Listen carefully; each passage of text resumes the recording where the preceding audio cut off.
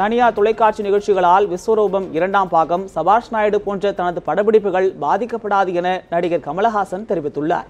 இதுகுறித்து நமது நியூஸ் 7 தமிழுக்கு அவர் அளித்துள்ள பிரத்யேக பேட்டியை இப்போது பார்க்கலாம். சபாஷ் நாயுடு, சபாஷ் குண்டு என்ற ஹிந்தி, தெலுங்கு, தமிழ் படம்.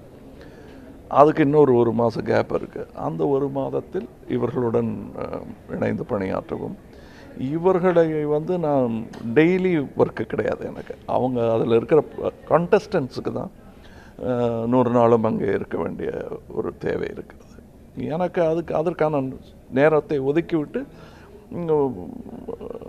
சபாஷ் நாயுடுவையும் முடித்து விட்டு இன்னொரு படம் ஆரம்பிக்கிறதுக்கும் டைம் இருக்குது.